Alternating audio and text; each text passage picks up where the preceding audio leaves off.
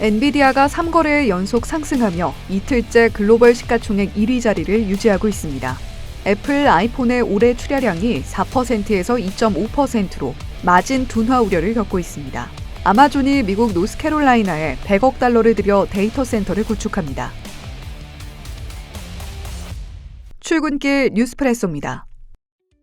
현지 시간 4일 뉴욕 증시가 보합 마감했습니다. 예상보다 부진한 경제 지표에 경기 우려가 불거지며 다우지수는 5일 만에 하락 전환한 한편 나스닥 지수는 0.3% 올랐습니다. 민간 부문의 고용 증가 폭이 5월 들어 크게 둔화했습니다. 5월 3만 7천 명 증가에 그쳤는데 이는 2023년 3월 이후 최저치이자 시장 예상치 11만 명대도 대폭 하회하는 수치입니다. 이에 오는 금요일 발표될 5월 고용보고서에 대한 의구심도 커졌는데요. 비농업 부문 취업자 수가 컨센서스를 밑돌 거란 관측에 힘이 실립니다. 그런 가운데 ISM 서비스업 PMI는 49.9로 기준선 50을 밑돌며 1년 만에 위축세로 돌아섰습니다. 관세 부담감에 기업들이 신규 주문을 줄인 여파인데요. 세부 항목을 들여다보면 기업들이 공급업체에 지불하는 비용은 급등했습니다. 이는 추후 소비자들에게 전가될 가능성이 높아 인플레이션의 선행 지표로도 여겨집니다. 경제 지표들이 나란히 부진하게 나오자 연준이 올해 금리 인하를 최소 2차례 감행할 거란 예상 속 미국의 10년물과 30년물 금리가 동반 급락했습니다. 트럼프 대통령은 고용 데이터 발표 직후 너무 늦는 파월은 당장 금리를 내려야 한다고 압박하기도 했습니다.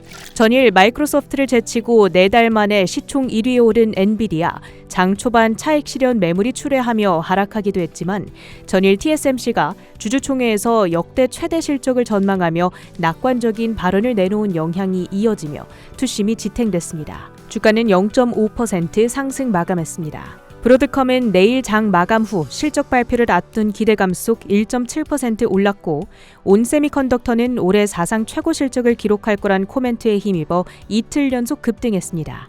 IT 전문 조사기관 카운터포인트 리서치가 올해 글로벌 스마트폰 출하 증가세가 급격히 둔화할 것으로 비관했습니다. 특히 애플 아이폰의 출하 증가율 전망치를 기존 4%에서 2.5%로 대폭 낮췄고 삼성은 당초 예상한 1.7% 증가 대신 전년과 같은 수준에서 정체될 거라고 비관했습니다. 주된 이유를 관세로 인한 불확실성으로 꼽았지만 그뿐만이 아니라는 지적인데요.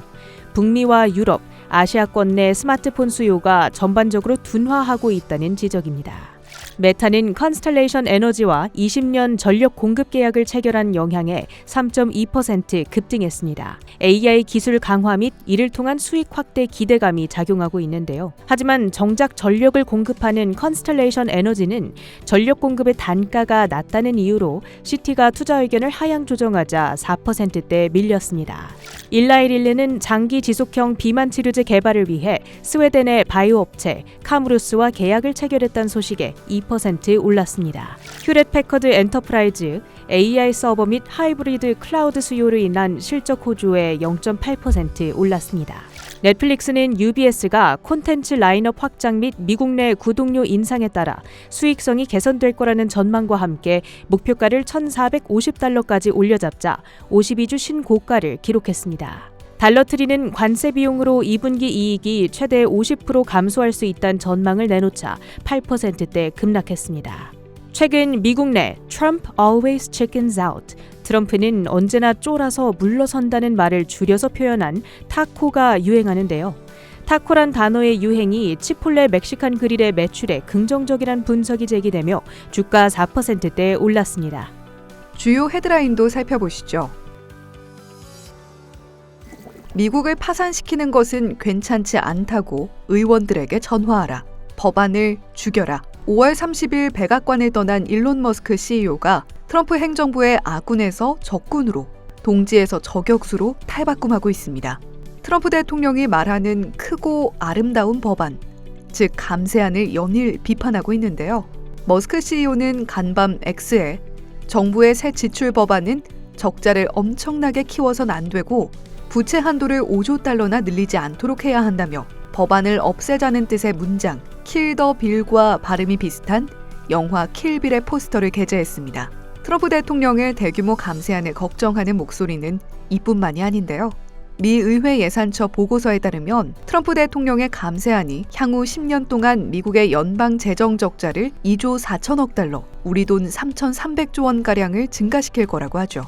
세계 최대의 헤지펀드, 브리지워터 어소시에이츠를 설립한 헤지펀드의 아버지, 레이 달리오도 미국이 경제적 심장마비를 피할 수 있는 시간이 3년 플러스 마이너스 1년 남았다며 미국의 장기 채무 위기가 심각하다고 말했습니다. 이는 미국 채권 시장 불안과 금리 상승을 이끌며 부채 스파이럴을 유발할 것이고 결국에 금리 상승은 정부 지출과 기업, 가계 대출 비용 모두에 부담이 될 거라는 건데요. UBS도 하드 데이터와 신용 여건 지표가 모두 악화하고 있다며 추정 침체 확률을 연초보다 11%포인트 올린 37%로 제시하고 있다는 점도 참고하시죠.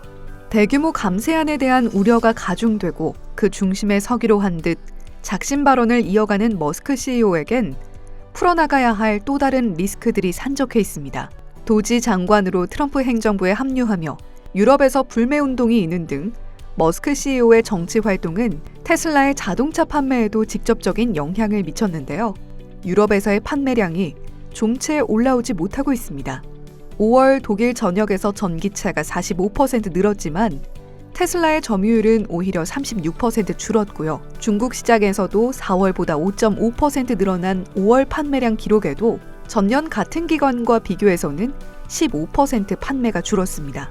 현지 시간 4일 0시를 기준으로 2배 올라버린 철강 관세도 부담이죠. 이에 빅테크 중심의 상승이 이어지고 있음에도 테슬라의 주가는 최근 5거래일간 7% 가까이 하락했고요. 간밤에도 3.6% 하락, YTD 기준으로도 17.8% 하락세를 유지 중입니다. 반면 AI 모멘텀은 다시 시장의 중심으로 자리 잡고 있습니다. 간밤엔 아마존이 AI 인프라 확장을 위해 미국 노스캐롤라이나에 100억 달러, 우리 돈 13조 6천억 원가량을 투자해 신규 데이터 센터를 구축할 계획이라고 밝혔는데요. 이는 지난 1월 조지아주에 최소 110억 달러를 투자해 신규 데이터 센터를 건설하겠다고 밝힌 지 5개월 만입니다. 아마존은 지난해 자체 언어 모델과 자체 개발 칩 트레이니엄을 선보였고 클로드 챗봇으로 알려진 AI 스타트업 엔스로픽에 80억 달러를 투자한 바 있죠. 여기서 그치지 않고 AI 인프라 구축을 위해 계속해서 자본 지출을 늘려가고 있는 겁니다. 아마존은 올해 자본 지출 규모를 1,000억 달러로 책정했고 대부분은 AI 관련 프로젝트에 투입될 예정입니다. 아마존뿐 아니라 마이크로소프트, 메타도 각 800억, 700억 달러 규모 AI 관련 투자 계획을 밝히며 여전히 AI 모멘텀이 지속되고 있음을 반증하고 있습니다. 이 소식에 함께 자극을 받는 건 전력 수요 관련 모멘텀인데요. 모건 스탠리 자료에 따르면 2025년에서 2028년 사이 미국 데이터 센터에만 총 65기가와트의 전력이 필요할 것으로 보이며 기존 전력망으론 15기가와트, 건설 중인 데이터 센터 발전 용량 6기가와트를 합해도 공급 가능한 전력 용량이 턱없이 부족함을 알 수 있습니다. AI 인프라 확장에 가장 큰 구조적 장애 요인이 될 수밖에 없겠죠. 이에 가스, 원전, 연료전지, 신재생 에너지 등 에너지 공급 관련주들이 전방위적으로 함께 다시 한번 AI 모멘텀의 최대 수혜주로 등극할 수 있다는 점도 염두에 두셔야겠습니다. 사우디아라비아가 오펙 플러스 차원의 추가 증산을 추진한다는 소식에 WTI 원유 선물이 0.9% 내린 62.85달러의 거래를 마쳤습니다. ISM에서 발표한 서비스업 지표가 1년 만에 기준선인 50을 하회하면서 달러 인덱스가 0.4% 내린 98.910을 기록했습니다. 고용 둔화세 속 달러 약세의 영향으로 금 선물 가격이 0.7% 오른 3,399.40달러의 거래를 마쳤습니다.